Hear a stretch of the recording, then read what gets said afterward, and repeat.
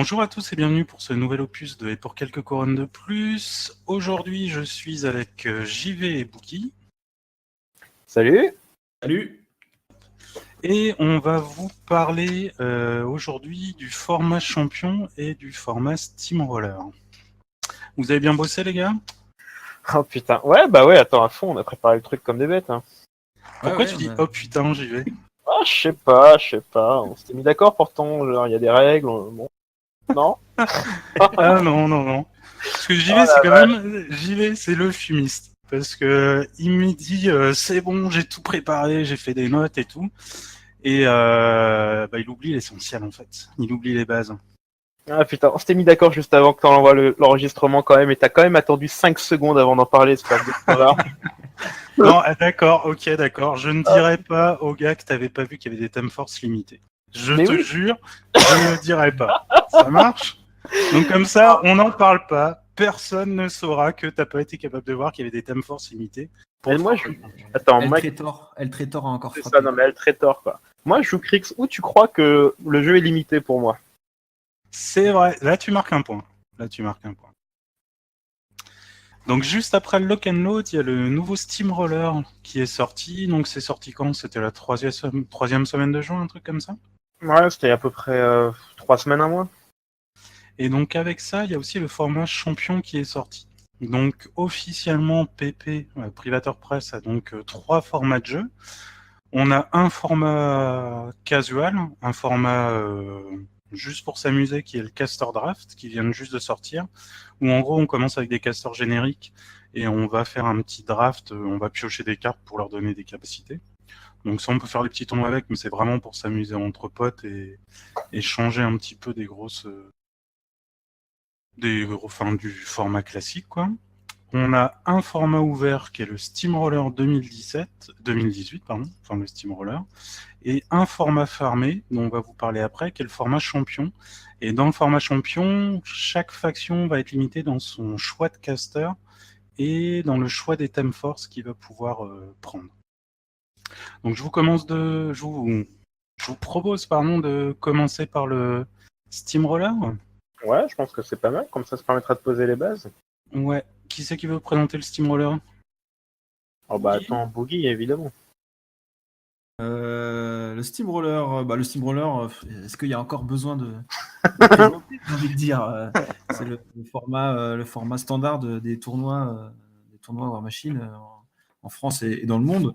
Donc il n'y a pas eu des grosses. Moi, j'ai plutôt envie de parler des différences qu'il y aurait entre le Steamroller 2017 et 2018. Donc il y a très peu de différences en fait. C'est plus un ajustement léger, on va dire, des règles de base du Steamroller, hein, avec les mêmes types de zones, rondes et rectangulaires, qui sont contestées par toutes les figurines et contrôlées, donc les rectangulaires que par les jacks et les BE, et les rondes par les unités.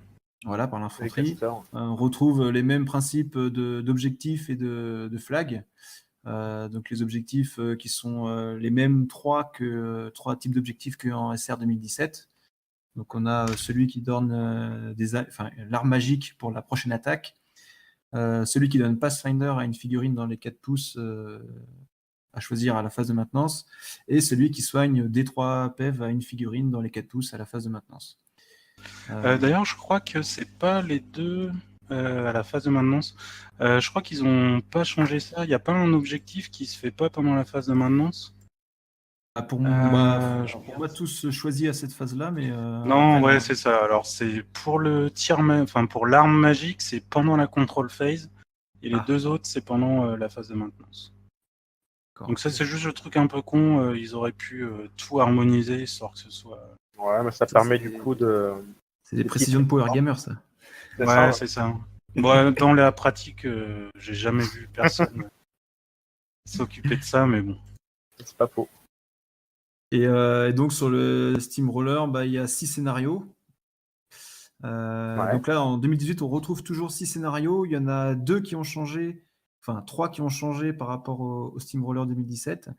Il y en a 2 qui ont disparu et qui ont été remplacés par deux nouveaux scénarios.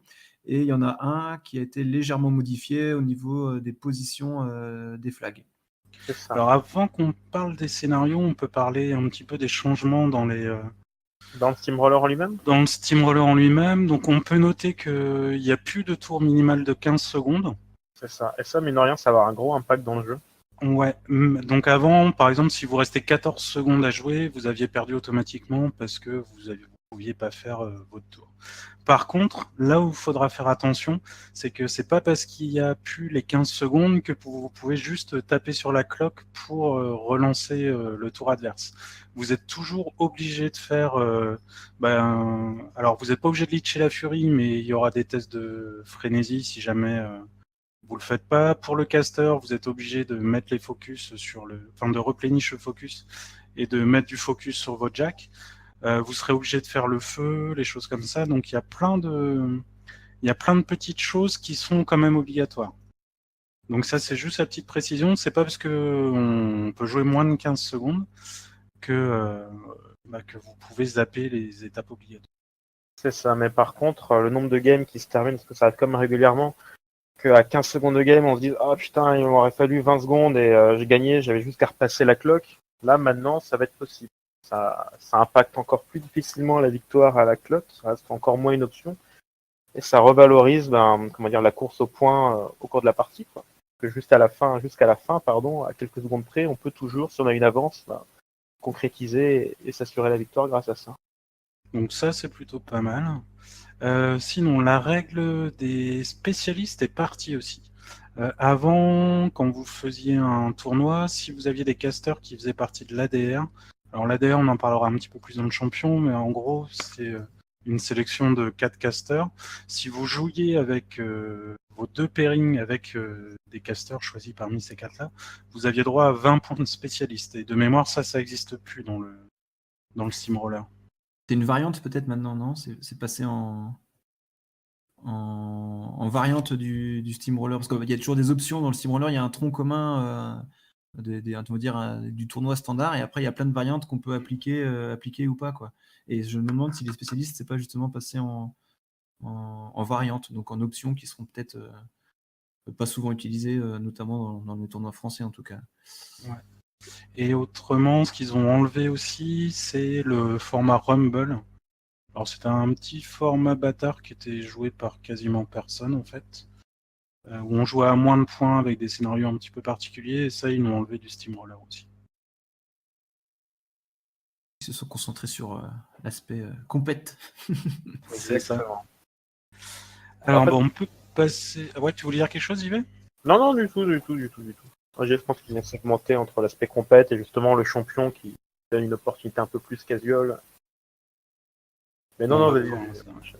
Alors, on peut commencer déjà par ce qui change pas. Donc on a 3 scénarios qui changent pas, c'est The Pit 2, Standoff et Spread the Net.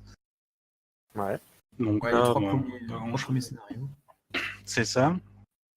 Ensuite, en scénario numéro 4, on a Invasion, qui est un nouveau scénario. Donc, si tu veux nous le présenter, j'y vais. Comment? Invasion, c'est celui avec les 2 zones rondes, c'est ça? Ouais. 2 zones Alors, rondes.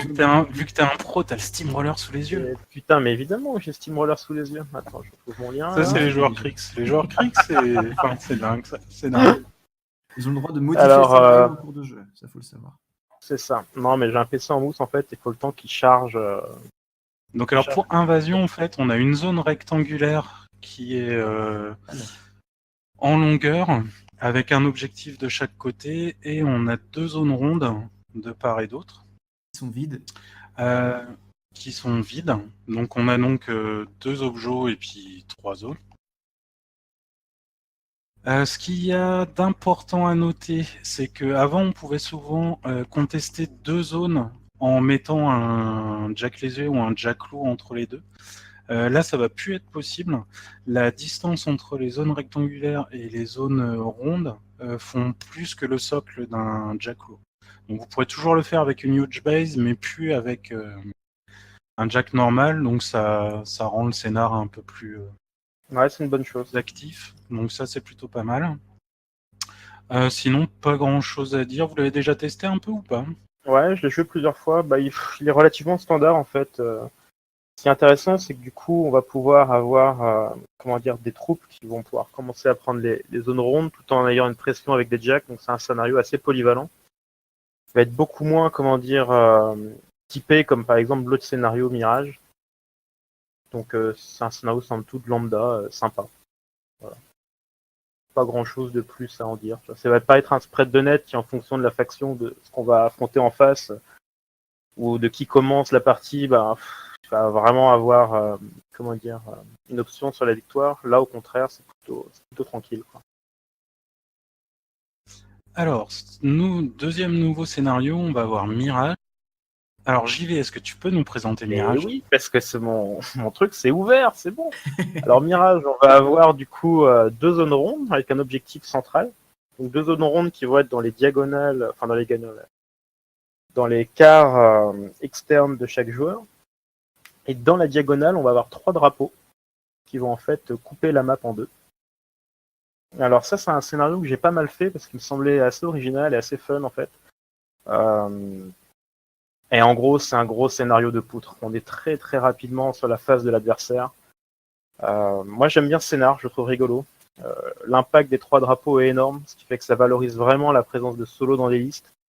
Et c'est d'ailleurs ce que je trouve intéressant dans le choix des scénarios du nouveau Steamroller, c'est que du coup, la construction des listes d'armées va être vachement impactée par ça, parce qu'il va falloir évidemment des troupes pour les zones rondes qui sont prépondérantes.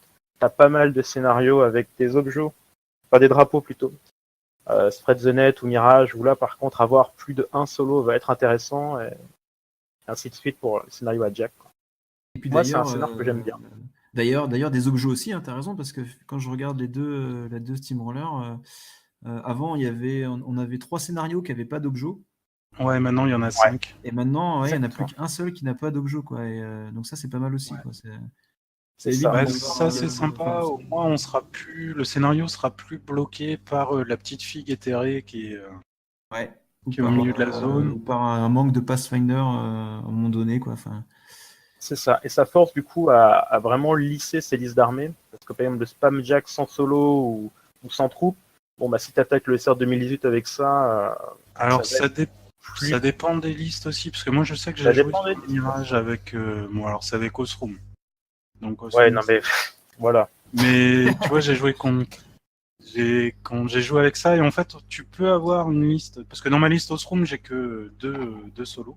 Ouais, mais si le mec en face est celui d'armée, en fait ça se passe bien. Bah voilà, c'est ça. En fait, il y a pas mal de scénars qui sont assez centraux. Quand tu vois Mirage et Invasion, au final, ça se joue plutôt au centre. Donc si tu as assez de présence sur le terrain pour contester et empêcher l'autre de marquer trop rapidement, en fait tu peux juste le grignoter au fur et à mesure et gagner à la fin. Mais après, moi j'ai souvent affronté Harbinger sur ce scénario-là, avec Archange, et j'avoue que les petits solos, tu vois, Ménote qui meurt jamais, ou les petits moines, quand tu les tapes, ils s'en vont si tu les rates, etc. Tu vois, ce genre de petits solos vraiment pénibles en fin de game, c'est ce qui fait la différence. Ah bah ça, c'est un fact. Donc, mais de toute façon, Mirage, il faut faire très attention, parce que ça peut aller très vite. Au maximum, on peut marquer 6 points. C'est ça. Mais bon, ça arrivera jamais, parce qu'il faut contrôler toutes les zones, les drapeaux, et péter l'objet. Sauf si t'as Fantôme. Ouais, non, même ça, c'est dur. Même pour lui, c'est dur. Mais par contre, c'est très facile pour l'adversaire, si on ne fait pas attention, de marquer 2 ou 3 points. Mais comme Spread the Net, par exemple. Par rapport à Spread the Net, vous pensez que c'est le même, c'est un scénario aussi rapide et aussi différent en fait, parce que Spread the Net, tu vas pouvoir prendre un avantage terrible, typiquement avec les Crix, suivant si tu commences en premier ou en second, mais parce que les objets sur les zones sont plus éloignés. Là, c'est vraiment central. Les drapeaux, ouais. C'est ça. Tu peux prendre un ascendant à un tour bien précis. Je veux dire, si le mec n'a pas été attentif. Et contrairement à Spread the Net, tu peux moins facilement tuer la game. Je trouve. D'accord, parce que Spread the Net, plus facilement, vu que c'est plus central, quoi. Ouais, voilà. Ouais, Spread the Net, il a un côté en fait où tu vas thésauriser au fur et à mesure, tu bunkerises ton drapeau et tu vas contester et taper ailleurs. Et tu sais que tu engrangeras les points au fur et à mesure. Voilà. Là, Mirage, il faut vraiment se battre pour tous les points. Ouais, ça va changer Spread the Net, mine de rien, avec le flag à 12 PS d'un bord de table, il suffit qu'en face, un flanc de l'adversaire s'effondre. Et si tu as une avance au scénario, tu vas capitaliser là-dessus assez facilement. Alors que là, c'est beaucoup plus central. Mais par contre, Mirage, en milieu ou fin de partie, il peut faire très très mal. Parce que quand on va commencer à manquer de pièces, ça va devenir beaucoup plus difficile de contester, et là, l'écart peut partir très vite. Et ça Il y peut avoir des changer. choix à faire. Ouais, c'est ce qui rend le truc intéressant en fait. Au prime abord, on a l'impression que c'est une grosse poutre au centre, on se dit bon, ouais, bof. Et quand on le ponce un peu, on se rend compte que finalement, il devient intéressant dans les derniers tours, quand les ressources viennent à manquer. Pour ça, c'est pas mal. Et au niveau des solos, pareil, tu peux pas avoir que des solos. Si t'as que tes solos utilitaires classiques, par exemple, moi je vois dans ma liste mercenaires, j'ai quasiment tout le temps Orin, Kelbelloc et Eris. Sauf que t'as pas trop envie qu'ils aillent sur les drapeaux du milieu. Parce que s'ils le font, tu sais qu'ils vont mourir le tour d'après. Donc tu commences à voir comment est-ce que tu peux avoir des solos que tu peux sacrifier pour aller là-dessus, quoi. Donc pour la construction de liste, ça peut être pas mal. Enfin, moi j'aime bien. Ouais, j'aime bien aussi. C'est un bon ajout. Et autrement, on a un dernier scénario, Recon. Alors lui, ça a juste été un petit changement cosmétique. C'est le même que la dernière qu'avant, pour le SR 2017. C'est juste que les drapeaux au lieu d'être au milieu du bord de zone le plus proche de votre zone de déploiement, ça va être maintenant sur le côté gauche. Vers le centre, quoi.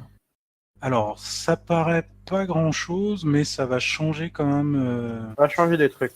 Ça va changer des trucs. Alors déjà, ça va changer des choses au niveau du placement des huge bases, parce qu'une huge base ne peut plus passer entre les deux, entre le drapeau et l'objectif. En fait, il y a moins que la taille d'une huge base. Donc, elle peut plus stationner, mais elle peut passer, quoi. Si elle peut passer, mais elle peut pas s'arrêter entre les deux. Ouais. Donc, il va falloir faire attention dans vos mouvements pour pas vous retrouver bloqué, surtout s'il y a des pièces de terrain au milieu, des murs, des conneries comme ça. Donc ça peut être le petit truc qui peut être la mauvaise surprise. Et on a aussi les emboucheurs qui peuvent plus charger normalement celui qui contrôle le drapeau. Avant, de mémoire d'embouche, tu pouvais arriver avec ceux qui avaient un speed 6, tu pouvais charger si quelqu'un était sur le drapeau. Maintenant, ça va plus être possible. C'est-à-dire qu'on est safe face aux ours. Oh putain. Alors, t'es pas safe. Enfin, il peut te courir dessus, mais normalement, ouais. Parce que l'ours, il bouge à 7, c'est ça 6 Beaucoup trop. Alors, je sais plus. Mais en gros, il a 3 pas, plus 10, 12. Ouais, sinon, t'es trop loin pour l'ours. Par contre, il peut toujours courir pour venir contester. Et de mémoire, sera à vérifier aussi, mais mathématiquement, je crois qu'un jack lourd collé au drapeau peut taper l'objectif qui est à côté. Ah ouais, c'est Reach 2. Bon. Ouais. Donc voilà, c'est les petits changements. Encore des tests à faire. Ouais, c'est clair. Donc après, ça va pas révolutionner la partie non plus, mais bon, c'est des petits changements qui sont toujours sympathiques. Ouais, mais ouais. Mais on voit vraiment qu'ils veulent le garder, ce Recon, parce qu'il traverse les Steamrollers, il traverse les années. Mais là, c'est la deuxième version déjà, c'est Recon 2, tu vois. Ouais, Ouais. c'est ça. Le retour. Après, c'était mon préféré. Et encore une fois, ce qui est pas mal, c'est que du coup, tu vois, c'est un scénar qui n'a pas de zone ronde. Donc, Ouais, c'est le seul d'ailleurs. Scénario à Jack plutôt. Au final, si tu regardes les scénars, tu as 4 scénars avec zone ronde et zone rectangulaire. Un scénar avec zone rectangulaire, c'est Recon, et un scénar avec que des zones rondes, c'est Mirage. Et ça, je trouve ça pas mal.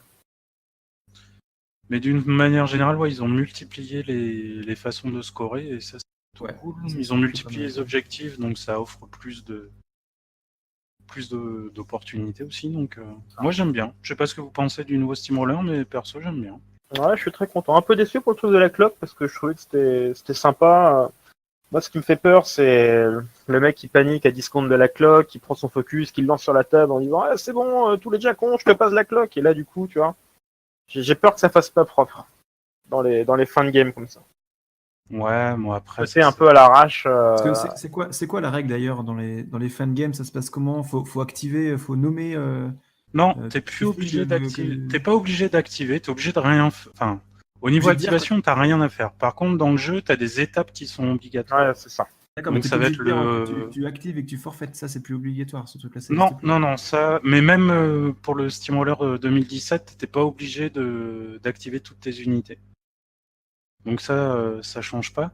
Là, tout ce que tu as à faire, c'est les étapes obligatoires. Donc ça va être s'occuper de tout ce qui est feu, corrosion et ainsi de suite. Remettre du focus sur ton caster si tu joues à War Machine. Mettre un focus sur tous tes jacks aussi si tu es à War Machine. Ah, le Et power-up. ouais, avec le power-up. Et pour Horde, ça va être gérer la frénésie. Test de Si frénésie, jamais, ouais, voilà. c'est ça.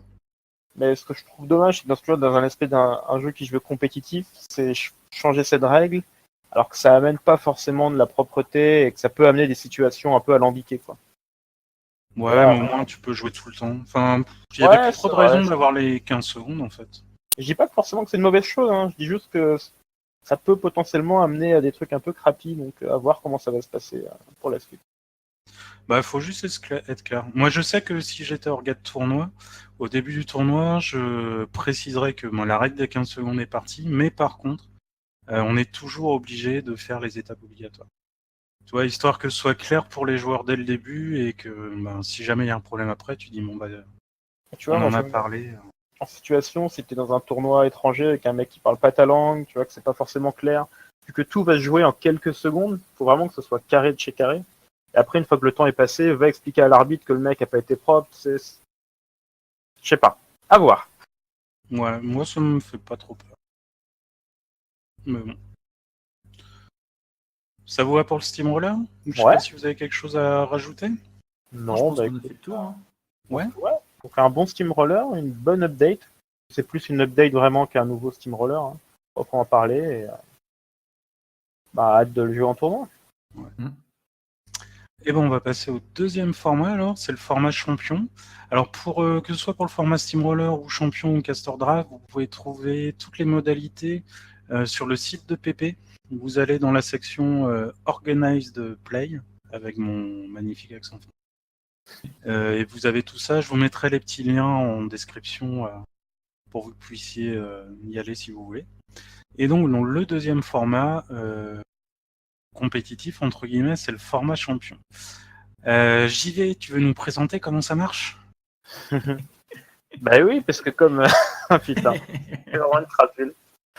En fait, ça va être un format où chaque faction va être limitée à 4 Warcasters et à 2 Theme Force. Donc les Theme Force et les Warcasters sont bien annoncés à l'avance. Alors, si je puis me permettre, Ouais, alors c'est 4 Warcasters pour les factions classiques et c'est c'est ça. 3 Warcasters pour les factions limitées. Donc, Et attends, il y a Merco qui ont 5 casters. ouais, mais Marc, tout le monde sait que c'est pété. Et 3 Thème Force. Mais bon. Oh, Un détail, un détail. Donc voilà, et puis je pense que c'est quelque chose d'intéressant, mais on va en parler, je pense, plus longuement quand on présentera les casters et les thème force de chaque faction, non? Je sais pas ce que vous en pensez.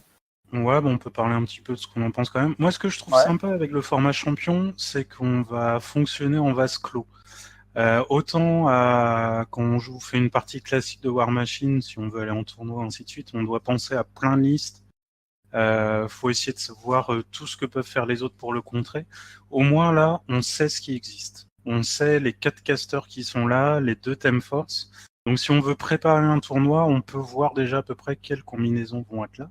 Clairement, ça va apporter une nouvelle méta, ça c'est certain. Ça c'est vraiment sympa. Donc au final, je trouve qu'on est sur un format limité, mais qui risque d'apporter plus de variété en fait. Parce que pour la majorité des factions, c'est des casters qu'on joue pas trop. Et si on les joue, on n'a pas forcément la thème force avec lesquels on les joue d'habitude. C'est vrai. Après, le problème, c'est que dans tous les jeux qui souffrent de limitations, donc là, clairement, il y a une limitation de par les casters et de par les thème force. Moi, ce qui me fait vraiment peur, c'est l'aspect loup dans la bergerie, quoi. Typiquement, donner une faction un power caster avec la thème force qui va bien, et que ça déséquilibre du coup tout le système. Bah, ça, c'est le problème du format champion, mais ça a toujours été, parce que je vois l'année dernière, pour la saison 7 des champions, en mercenaires, on avait Osroom et Magnus 2. Et C'est en vrai. plus, il y avait les 20 points de spécialistes. Donc Alors, on avait les casters qu'on joue en compétitif sans problème, enfin notre meilleur pairing, et en plus on avait 20 points de spécialistes. je suis d'accord, Donc mais là c'était... Mais bon, là on va faire, de toute façon on va faire un petit tour par faction, mais ce que je trouve intéressant, c'est là ils ont Ils ont évité en fait les listes ou les gros casteurs du moment. On va pas voir de Scare, on va pas voir de. Alors Nemo 3, même s'il est plus là. On n'a pas de Halley 3, on n'a pas d'Osroom, on n'a pas de Harby. Donc Ouais, mais on on a va quand Scare même avoir un 3, petit on a changement, quoi. Sphien. Oui, Pas mais vraiment. après, il y aura toujours. Ouais, bien sûr. Il y a Calandra, enfin, tu vois, il y a quand même des trucs assez vénères, quoi. Ouais, Calandra, c'est plus C'est surfait, c'est ça. cool. Ouais. Eh ben, je vous propose qu'on fasse le tour des factions dans l'ordre qui nous est donné par Pépé. Allez, Alors, vas-y. la première faction, c'est Signar. Tu veux nous en parler, Bouki? Ouais, Signar. Vous m'entendez? Ouais, Ouais. on t'entend. Ouais, ok. Ouais, Signar, donc dans cette 8e saison de l'ADR, PP propose du coup le premier caster, c'est Striker 2, donc le Lord Commander Striker. Après, on a le dernier, le plus récent caster, Signar, du coup, c'est Marcus 2, le colonel. Et ensuite, on retrouve Cray et Darius. Et au niveau des thèmes force, on est sur Heavy Metal et Gravedigger. Donc, ça fait une Euh, Time Force Jack et une Time Force Infanterie, en gros. ouais, exactement. Ouais. Donc, je crois que dans tous les ADR, de toute façon, il y a le dernier caster sorti, ou enfin, en tout cas, le plus Alors, récent modifié, sorti du seed ou ce genre de choses. Et pas avec la thème force forcément. qui. Ouais, pas Non? forcément. Par contre, un truc qu'on a oublié de dire, c'est qu'en plus des 4 casters que vous avez par faction, vous avez le droit tout le temps, quelle que soit la saison, à prendre le caster qui est dans la boîte d'intro de la faction. Donc, c'est. Qui c'est qui est. C'est C'est-à-dire que laquelle ce pour serait. Signar dans la boîte de base? La boîte de base, celle avec juste les 3 jacks et le caster. Ouais, voilà, c'est ça. Alors, MK3, c'était Maddox. C'est Maddox. Donc voilà, pour votre boîte de base, entre guillemets, avec le caster et le battle group, vous avez le droit de le jouer en ADR. Donc voilà, D'accord, c'était donc juste un avec petit point. les deux thèmes force indiqués, hein, c'est ça? Ouais. Ok. Donc là, moi, en faisant une analyse rapide des casters et en essayant de les faire matcher avec les thèmes force proposés, on voit que Striker 2, il n'a pas trop sa thème force de prédilection, qui est plutôt la Storm Division. Donc je pense pas qu'il sera facile à jouer pour cette saison-là du format champion. Euh, Par contre, on a Marcus 2 qui en Grave Digger est plutôt intéressant. Il marche bien avec cette thème force là. Et, après, les deux casteurs qui restent, Cray et Darius, eux, ils vont plutôt aimer le heavy metal parce que c'est des casteurs vraiment typés Jack. Ouais, par contre, Sachant Darius, que, on verra. voilà, sachant que Darius, il est un peu disparu des radars, quoi. Donc Parce qu'il a là, été sur les radars un jour. je sais pas, quand il y avait la mode du double colosse, mais bon, c'était plutôt Striker 1. Je pense qu'il y a eu des essais qui ont été faits avec Darius. Sachant que le problème de Darius, c'est un peu après son fit. Hein. Si on arrive à one round hein, le colosse, et son fit, il sert pas, quoi. C'est toujours Alors par le contre, problème ouais, un truc qui est sympa par contre pour Darius et son fit, c'est que avec l'ADR, va y avoir très peu de Grievous Wound. En gros, de mémoire, il y a juste Krix et peut-être Orboros avec une Thème Force qui vont en avoir. Donc ça peut être pas mal pour son fit. Ouais, alors après, de toute façon, les colosses, enfin, après, je sais pas, je suis pas un joueur de Darius, mais si tu joues les colosses, de toute façon, ils sont immunes à ça, quoi, à Grievous Wound. Ouais, mais si tu veux Euh, jouer du Jack Lourd à côté, on sait jamais. ouais. Alors justement, c'est là que c'est rigolo, c'est que Grave Digger, on peut trouver du Grievous Wound dedans, quoi. Ouais, Si mais tu- Signar, c'est cheaté. Ouais, c'est ça, ouais. Ça, on va toujours dire. Par Donc contre, voilà, c'est je vrai pense. que ouais. Vas-y, Non, vas-y. vas-y. Non, parce qu'en fait, avec le Grievous Wound, ça m'a fait penser, parce que c'est en Grave Digger, c'est les Express Team qui font ça. Et au Ouais. final, on va pas trop avoir de grosses gunlines avec cet ADR. Parce que les Non, alors, casters qui sont vraiment forts là-dedans sont pas là. non, on peut avoir une gunline, mais de Jack avec Cray et des burns, enfin quelques chargeurs par exemple. Mais c'est vrai qu'on n'aura pas des gunlines, on n'a pas des casters forcément typés pure gunline, si ça existe encore actuellement. Je suis pas sûr, mais bon. Enfin, dans le méta actuel, je veux dire. Donc là, je pense que ce qu'on verra le plus, ça sera sans doute, pour ce format champion côté Signar, ça risque d'être Cray en heavy metal et puis Marcus en Gravedigger, quoi. Ouais, je pense aussi. Et au final, est-ce que tu es content de ce choix-là? Tu fais 2 listes sans problème avec? Ah ouais, bah oui, oui, sans aucun problème. Après, je te dis, pour moi, Striker 2, il est très peu jouable parce que c'est pas du tout, les jacks, c'est pas du tout son truc et Gravedigger, ça manque sans doute un peu de patates, et puis décélération, ça marche pas très bien quoi sur des tranchers. Donc non, je suis pas convaincu par Striker 2 en Gravedigger. Donc pour moi, lui, c'est vraiment le perdant des quatre casters proposés dans cet ADR quoi, pour le Signar. Ça marche. Alors, bon, on va passer au deuxième, mes notes. Alors, pour mes notes en caster, on a Unsundurst, le caster paladin, Créos 3, donc c'est le Créos à cheval, Vindictus et Severius 2. Alors, et en Theme Force, on a The Faithful Maces, donc c'est la Theme Force qui est la plus jouée en ce moment avec les Hydrians, tous les petits solos, ainsi de suite. C'est l'infanterie, Faithful Maces? Ouais, c'est ça. Ouais, c'est ça. Et Creator's Might, ça va être le Theme Force Jack.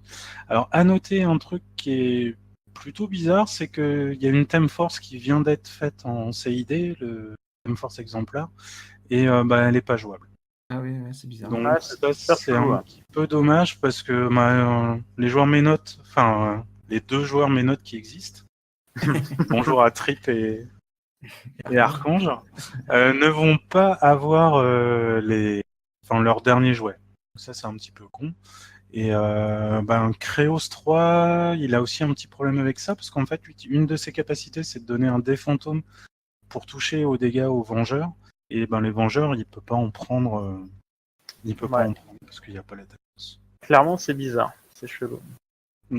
Donc ça, mais moi, c'est un côté que j'aime bien aussi avec cet ADR, c'est que ça nous force à penser et à sortir un petit peu des chemins classiques, quoi.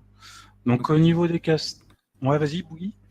Ouais, justement, non, au niveau des casters, ouais, je pense que Vindictus, par exemple, lui, par contre, il reste bien dans son thème. Et Severius 2, vu qu'il a la capacité oraculaire, c'est Oracular Vision. Oracular Vision, ouais. Ouais. Où en fait, pour un focus, on peut annuler un jet de dégâts sur un Jack. Je le verrai plus en Creator's Might. Il y a des listes qui tournent très bien, proportion gardée, avec Séville justement en Creator's Might. Vraiment pas mal. Après Hanson, il est très peu joué déjà, donc est-ce qu'on va le voir sortir là? Lui, il aime bien les listes combinées avec infanterie et Jack. Mhm. Mais il est peut-être un peu lent. Et Créos 3, moi, je sais pas du tout ce qu'il pourrait faire en fait.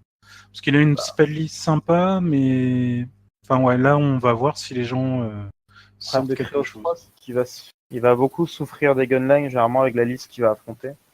Mais sinon, c'est pas mal, hein. C'est un des casters de prédilection de Trip d'ailleurs. Je l'ai affronté plusieurs reprises et c'est plutôt sympa. Mais encore une fois, à partir du moment où il pourra pas jouer les Vengeurs, ce genre de choses, Ouais. je sais Il est pas ce que triste. ça peut donner, quoi. Donc voilà pour mes notes. J'y vais, je te passe la main pour Cador. Je pense Ouais, que ça c'est marche. la faction cheatée de cet ADR. Ah bah je pense que c'est la plus forte. Alors en Cador, on va avoir du coup dans les 4 casters Butcher 3, Irusk 2, donc la nouvelle Sorcha, et Zerkova 2. Donc et en Theme Force, donc le dernier Theme Force Armor Corps, avec tous les espèces de gros Space Marine Cador, là, C'est les Manowar que c'est. les Manowar, donc ce sera plutôt infanterie, et la Mâchoire du Loup, ce sera plutôt le Theme Force Warjack. Alors de base, on peut voir qu'il y a quand même plusieurs casters sympas. Je veux dire, Butcher 3, c'est rigolo à jouer. Irusk 2, c'est très fort. Sauf que Zerkova, c'est Butcher 1, non? non, c'est le 3, il me semble. Non, le boucher de C'est Karloff. sûr. Je sais Attends. pas, c'est toi qui as préparé, non? Ouais, mais je devais être bouteillé Mais quand il a, j'ai comme- fait ça. il a préparé avec tous les casters, c'est pour ça. Non, mais pour moi, Butcher, en fait, il existe qu'en 3. Donc, attends. Je saisis Je mon pense que c'est le 1 Warhol. aussi, d'après le nom. Donc, Ok, si ok. vous voulez, n'hésitez pas à me MP, je vous filerai le numéro de portable de JV. Vous pourrez Et m'insulter. vous pourrez le traiter de charlatan autant que vous voulez. Putain, mais grave, c'était le Unleash. Oh là là, ils se ressemblent tous en plus, ces Butcher. Bon, bah du coup, moins bien forcément. Non, mais déjà, ce que je trouve dommage, en fait, c'est que je vois pas vraiment de caster qui va pouvoir de base carry une liste à Jack. Il y a, Zarkova, Gaucher, peut-être ils un sont petit très peu. gauchers, ouais, justement. Zarkova, mais tu sais, elle est pas non plus super à l'aise là-dedans. Zarkova, tu vas plutôt l'avoir. J'ai affronté une liste avec double cavalerie légère, tu vois, avec un colosse qui était plutôt sympa. Ouais, mais elle peut pas avoir de cavalerie légère, il n'y a pas la tête force. Ouais, mais il n'y a pas la Time Force, voilà, c'est ce que je dis. Donc elle, a priori, après il y a l'Armor Corps. Armor Corps, du coup, on pense direct à Irusque 2 qui peut être sympa avec, ou même Butcher 1 du coup, et la nouvelle Sorcha. Mais je sais pas du tout ce que ça vaut, cette nouveau Time Force. J'ai jamais testé. Vous en pensez quoi, vous? Bah, le problème, moi, ce que je vois, c'est que c'est deux thèmes force assez lentes, en fait. C'est assez lent. Je pense que ça peut potentiellement être un peu comme Ghost Fleet, tu vois. Sur le papier, ça vend pas du rêve, et en jeu, en fait, tu te rends compte que c'est super fort. Mais encore une fois, avec des réserves, quoi. Parce que, bon, dans un jeu où tu vas quasiment faire du 1 contre 1 contre une armée avec 9 Slayers, est-ce que tes Manowar vont vraiment en tenir la marée? T'es pas forcément. T'es plus lent en plus. Je sais pas Après, trop. ouais. Les 9 Slayers, tu les verras pas non plus dans ce Tu format. les verras pas là-dedans, c'est vrai. Mais... Donc, c'est l'avantage. C'est ça qui est bien aussi, c'est que les grosses listes, la majorité des grosses listes, ouais, tu mais les on verra verras. avec la faction d'après qu'en fait, pas vraiment. Ouais. Pas vraiment. Est-ce que les Manowar, ils sont vraiment si lents, là, avec ce qui est Alors, ressorti du seed ils ont des boosts de vitesse, mais ça reste pas quand même. Ça n'ira pas très vite, quoi. Je veux dire, en plus, le style de jeu sera assez paquet. Donc tu vas avancer en briques, généralement. Je sais pas trop. Je sais pas trop. Personnellement, ça me hype pas trop, quoi. Quand je vois les Theme Force et les combinaisons de caster, j'ai des doutes sur le fait que ça puisse être pertinent. Je sais pas. Ouais, on verra. Bah, en tout cas, Petit Nico, c'est un joueur nantais maintenant. Il a ses deux casters qui jouent tout le temps, Zarkova et Botchara. Donc on va voir. Ouais. Bah, Mais tu là, c'est pourras S'il tester Zarkova arrive à ou contre faire lui. quelque Zarko 2? chose. Ouais, il me semble que Attends, celle-là, ouais, Non, ça doit être Zarko 1, ouais. c'est Zarkova. Je sais c'est pas, il faut Zarkova. demander au spécialiste Cador qui a bossé. Mais j'ai C'est fait ça Obavnik, en l'autre. plus. C'est Zerko 1. C'est Zarkova, celle-là, ouais. Ah, Bon, donc, bah c'est vrai qu'il alors, y a ces deux m'écoutez pas, casters, les mecs, hein, moi je dis de la merde depuis 5 minutes. C'est bon, tu peux te rattraper sur Krix. Vas-y. Putain, Krix, tu devrais mieux gérer normalement. c'est ça. Donc, moi, pour finir, quand même, vite fait avec Cador, honnêtement, je sais pas, au niveau des Theme Force et des casters qui sont proposés, je pense pas que ce sera dans le haut du panier, quoi. Un peu comme Signar, je pense que bon, on va vraiment sortir de notre zone de confort. Et je suis pas sûr que ça va faire revenir plus de joueurs Cador, quoi. Voilà, tout Ça simplement. fait pas rêver, ouais. Mais après, à voir avec le format limité ce qu'ils ont. Mais après, c'est aussi le spirit du format. Je veux dire, c'est justement sortir des filles que tu pourrais pas forcément dans un méta normalement plus doux, que tu pourrais pas forcément sortir ailleurs. Donc, tu vois, dans l'absolu, ça me choque pas non plus, quoi. En parlant de méta plus doux, si on passait à Krix, Mais oui, quelle bonne idée. Alors en Crix, du coup, on va avoir dans les 4 casters Asphia. alors est-ce que c'est vraiment Asphia? Ouais, je crois que c'est Asphia. Ouais. Si Tier oui, 3, tapez 1. Tier 3, Ayako, c'est du coup Gorshade. Et t'as vu que je ne me risquerai pas à donner un numéro. Et C'est le troisième, je crois. le troisième, moi je C'est crois Lord que c'est of the pas le Ruin, le troisième. Hein. troisième. Non, c'est le Non, moi je crois que c'est plutôt le premier. 2, je dirais. C'est le Allez. premier, je sais plus. Non, je crois que c'est le premier. Hein. Faudrait demander à un joueur Krix, en fait. Et en Bon, thème en fait, force, en on même va temps, avoir... c'est pas ma faction, c'est pas le truc que je devais préparer. Ah, ça rebondit. Alors, en thème force, on va avoir du coup Black Industry et Scourge of the Broadcaster. Donc la thème force, du coup, full jack, et puis la thème force, full infanterie. Donc, que dire là-dessus Alors, bah, t'as deux thèmes force infanterie en Krix. Celle-là, c'est avec Carapace ou c'est l'autre? Alors, non, Warjack. Tu veux parler des Ouais, Warjack. pardon, ouais. Alors ça, c'est celle avec Carapace. C'est la Black Industry. Donc celle qui donne, celle qui est horrible avec les Nut Slayer en ce moment. Ah oui, Celle donc qui- t'as la Theme Force Carapace et la Theme Force Atixis. Quoi. Voilà, Theme Force Atixis et Theme Force Carapace. Alors, je sais pas trop ce qu'ils ont foutu parce que moi je trouve ça très très fort les casters qu'ils nous ont posés. On va voir que par exemple pour la Theme Force Satixis, on va avoir Asphian et Scare 3. Donc typiquement en fait au WTC c'est un pairing qui va se voir parce que la combinaison des deux est très forte. Hein. Je veux dire Asphian avec une marée de Satixis qui enlève des PV à chaque fois qu'elles font des dégâts au jack, enlève des PV au caster. Et Asphian qui peut tellement KTC facilement, bah c'est super pété quoi. Ajoute à ça ces boosts, ces debuffs d'armure qui va faciliter le travail pour les filles qui tapent pas si fort que ça. Après, on va avoir le dernier caster en date, donc Scare 3 sur Huge Base, qui va vraiment apporter énormément à la liste 7x6. Ouais, mais tu peux pas avoir deux listes Atixis. Ouais, je sais bien, mais ce que je veux dire, c'est que dans les deux, je veux dire, les deux choix sont ignobles, quoi. Ouais, c'est très fort. Les deux Ouais, choix c'est sont pas très, ignoble, très c'est forts. Crix. Ouais, bon, moi ça me choque pas, mais tu sais, tout le monde ne joue pas Crix. Et non, je trouve ça vraiment, vraiment pété. Je comprends pas trop ce qu'ils ont foutu, tu vois. Quand je compare à Cador, qui était juste au-dessus, là, leur Theme Force qui va pas forcément avec leur caster, bon, bah là, ils nous donnent exactement ce qu'on veut. Donc, Bah, ouais, mais en voilà. même temps, en Crix, c'est ce qu'on parlait en antenne tout à l'heure. Hein. Tu veux mettre quoi? Tu veux mettre Sturgis, Morten et Brun. Non, mais je suis d'accord. Crix, il y a que des bons casters, quoi. C'est peut-être au niveau des Theme Force où t'es obligé de mettre Black Peut-être au Industry. niveau des Theme Force, mais voilà, tu aurais pu mettre l'autre Theme Force qu'on voit quasiment pas, qui restait une Theme Force Hijack et qui n'est pas non plus, voilà, pas non plus la plus pétée, quoi. Ou alors tu mettais typiquement pour la Theme Force des piétons, tu mettais la Theme Force des Ogrun. Voilà, qui est quand même relativement moins forte que la 7x6. On verra sans doute moins, et ça donnait quelque chose de déjà beaucoup plus lissé. Tu vois, tu la mettais avec les mêmes casters, voire d'autres.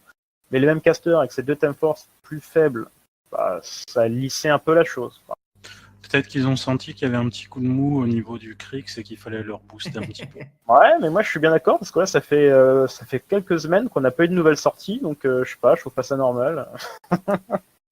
Donc en gros, Crix, très bon ADR. Ouais, très bonne année d'air. Typiquement, tu vas prendre Gorshade parce que c'est vrai qu'Ayako c'est un peu moins. Je dis pas qu'il est nul, hein, je dis qu'il est un peu moins fort. Tu mets Ayako, enfin Gorshade avec le thème Black Industry, bah ça reste quand même très très fort quoi. Et tu peux du coup faire un pairing vraiment solide qui va couvrir à peu près tout et n'importe quoi, Ok. clairement. Alors en parlant d'ADR pété, on va pouvoir passer à Syrah. Alors Syrah, j'ai pas compris non plus. En caster, on a Ran, Issyria, Virus 2 et Elara. Donc en gros, mis à part Kaelissa qui est pas là, sinon on a parmi nos 4 top casters.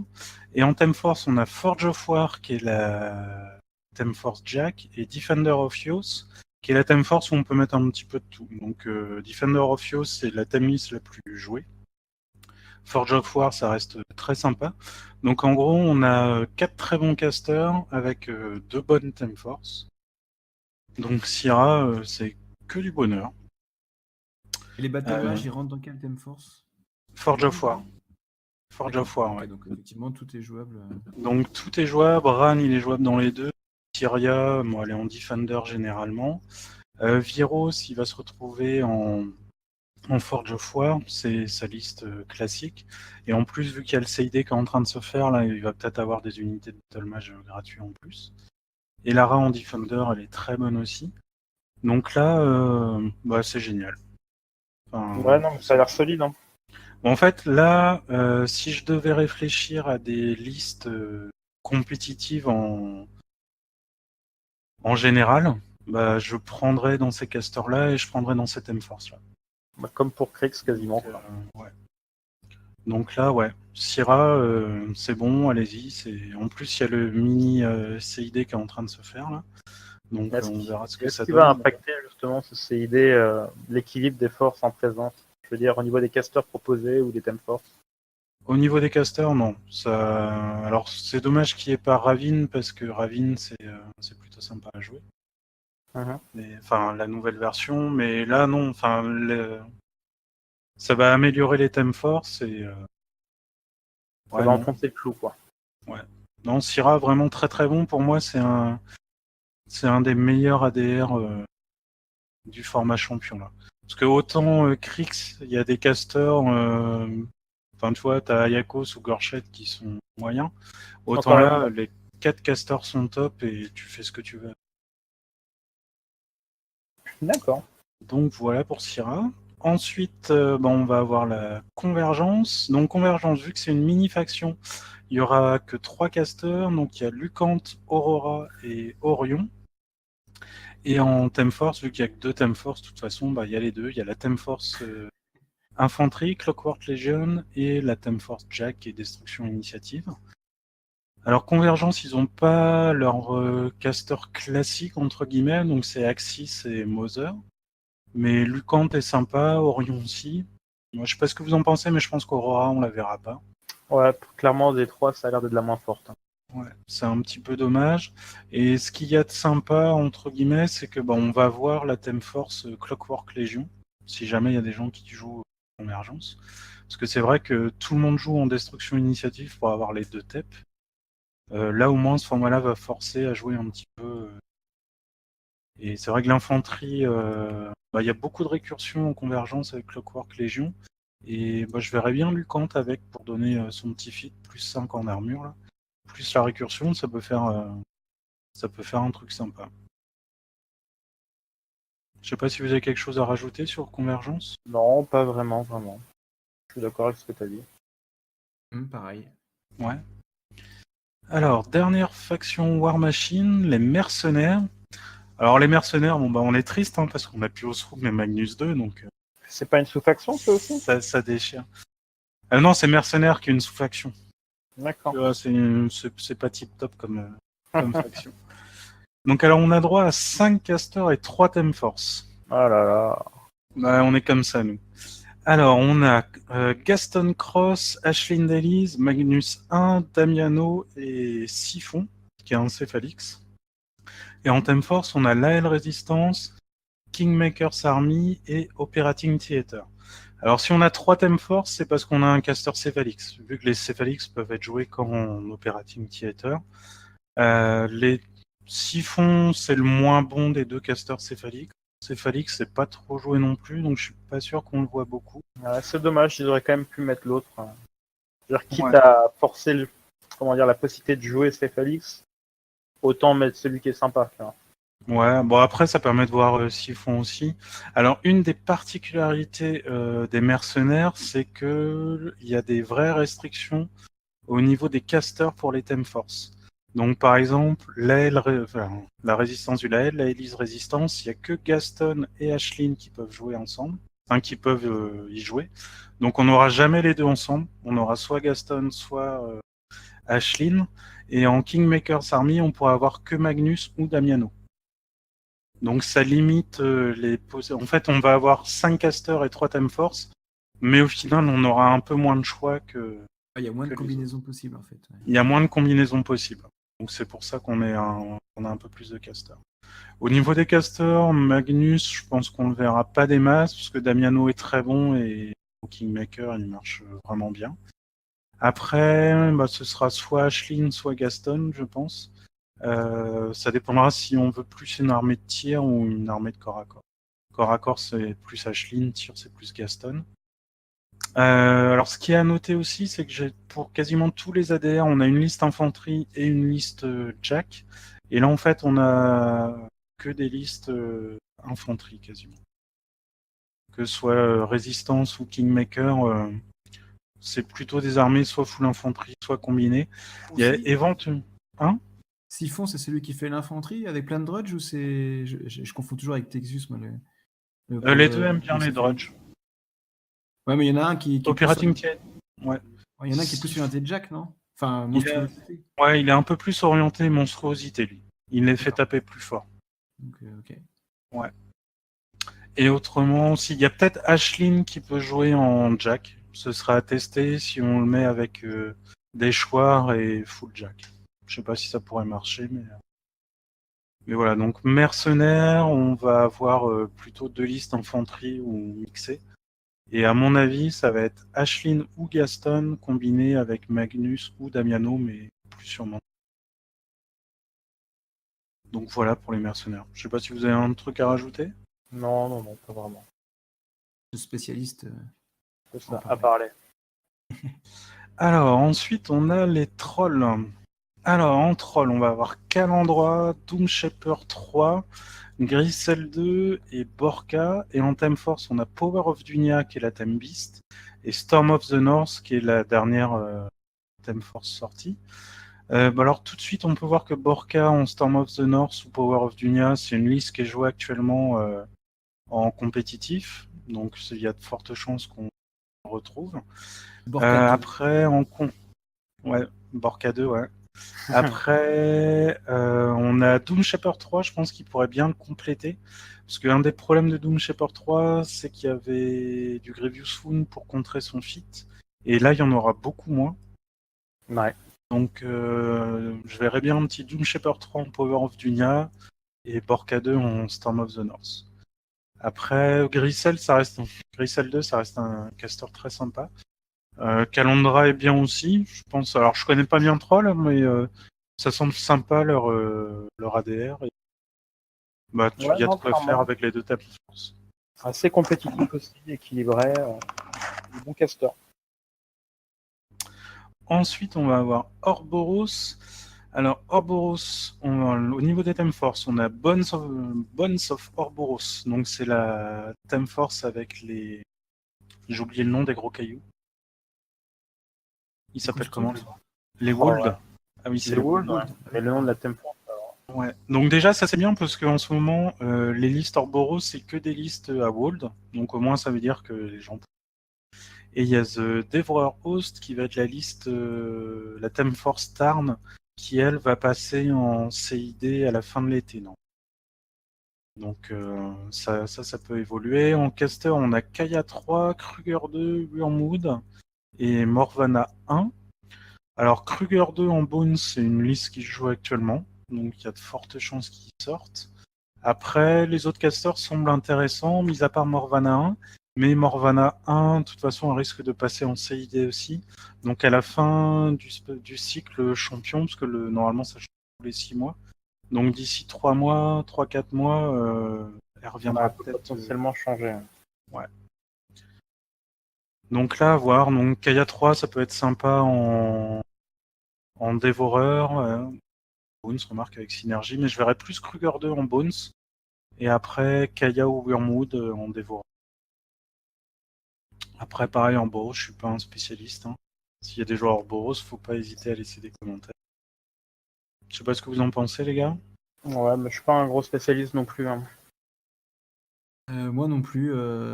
Effectivement, je pense que c'est Kruger qui va le plus sortir. Après, les autres, difficile à dire.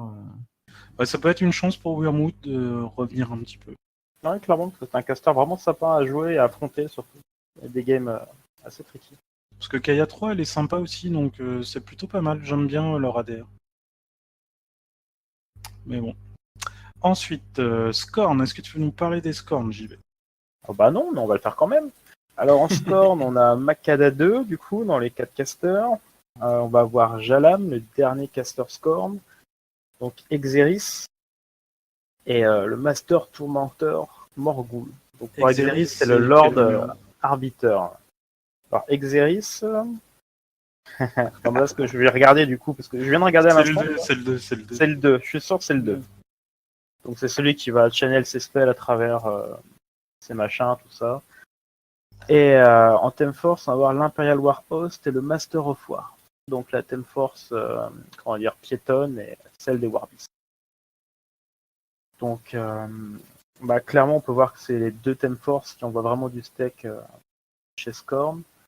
Donc typiquement, Makada 2, parce que je l'affronte souvent dernièrement, donc soit avec mon coloc, donc Shogun, ou avec Neoken qui s'est mis dernièrement à Scorn.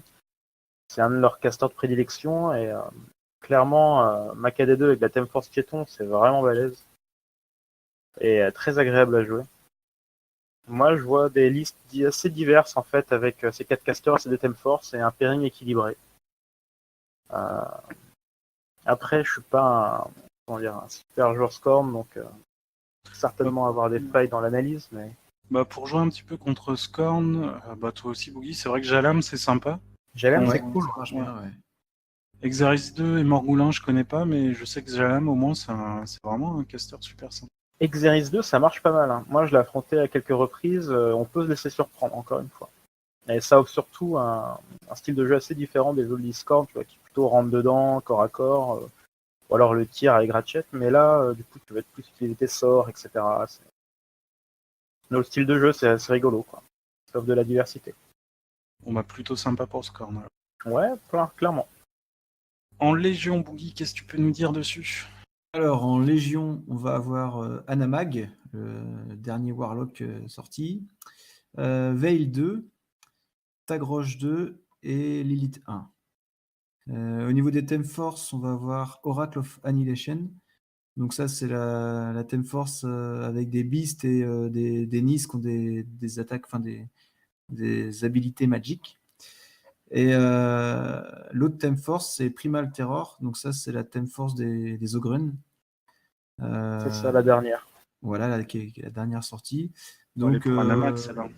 voilà, la claque, clairement, va être, je pense que Anamag va être dans sa zone de confort avec cette Theme Force-là et va sans doute être le plus joué des Warlocks présents.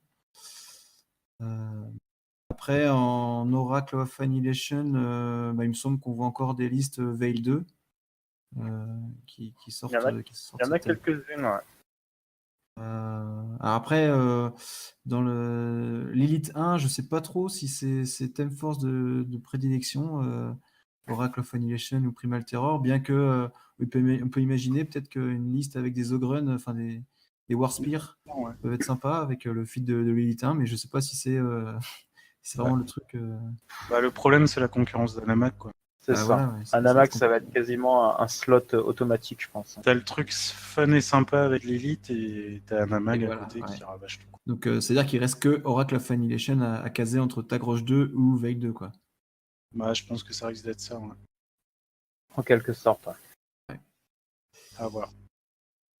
Bon, en tout cas, ça a l'air sympa aussi pour Légion. Ouais, ils s'en sortent bien.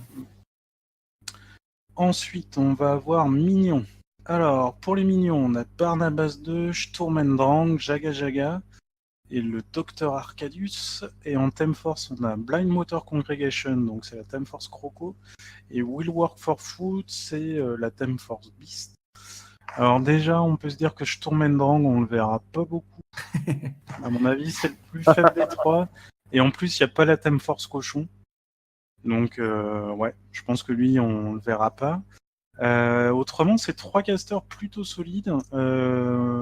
Arcadius, il joue en Will Work for Food d'habitude. Jaga Jaga, elle aime bien Blind Motor Congregation. Elle fait une grosse gunline qui fait très mal.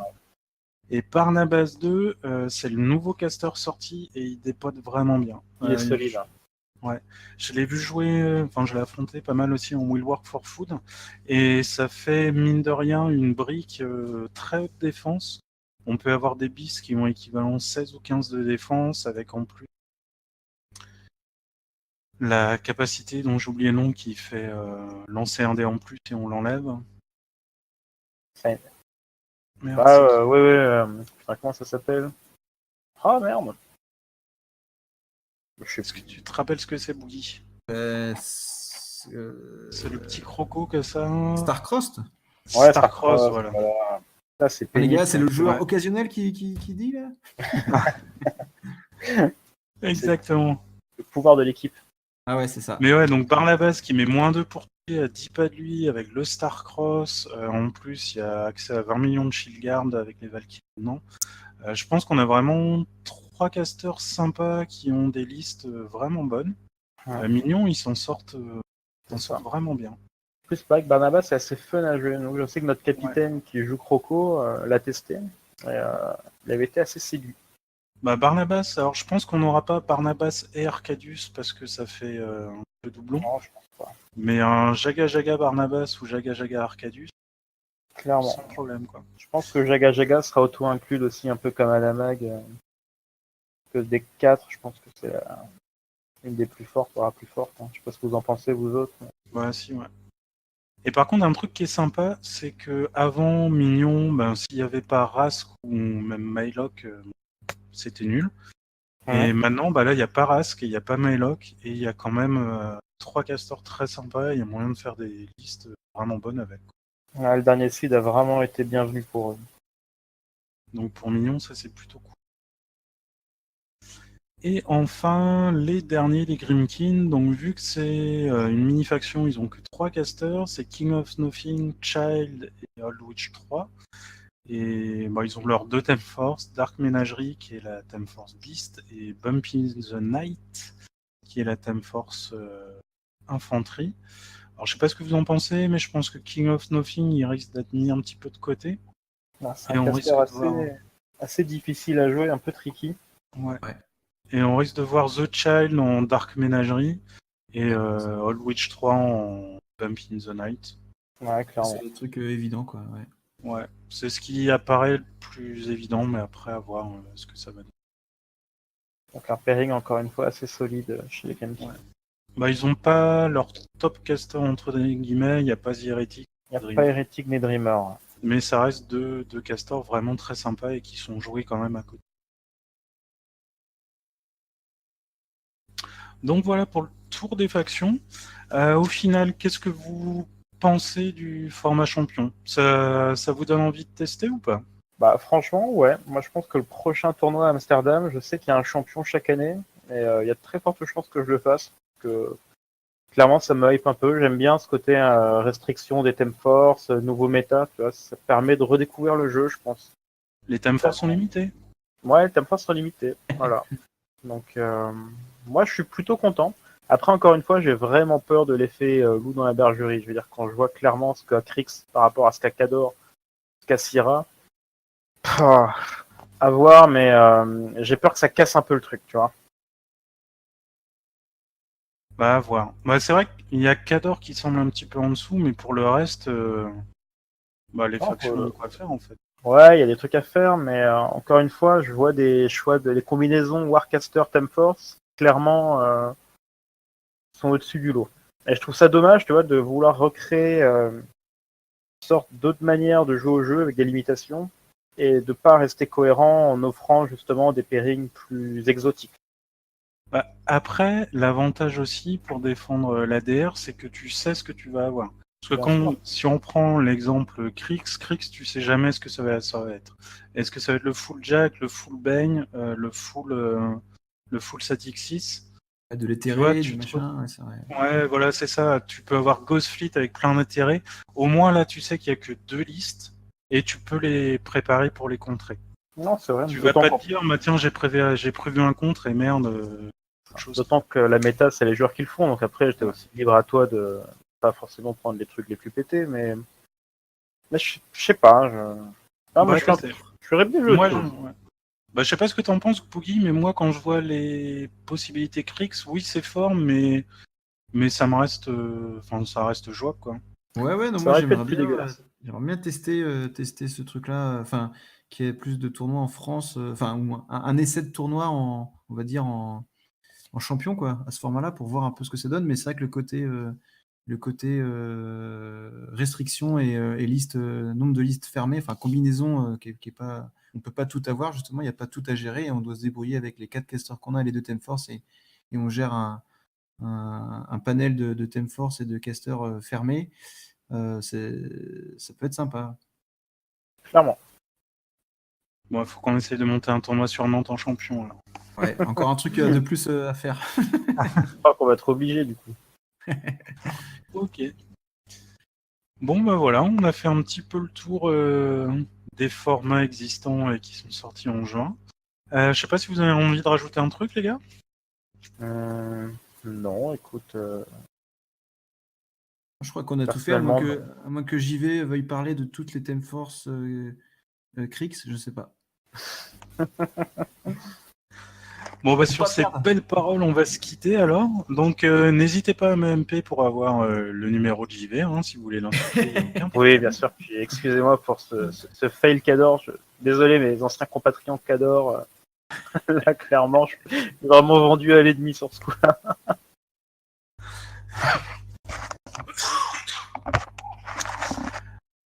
Merci d'avoir participé au podcast, les gars. Merci à vous de nous avoir écoutés. Et puis, je vous dis à bientôt. Bye.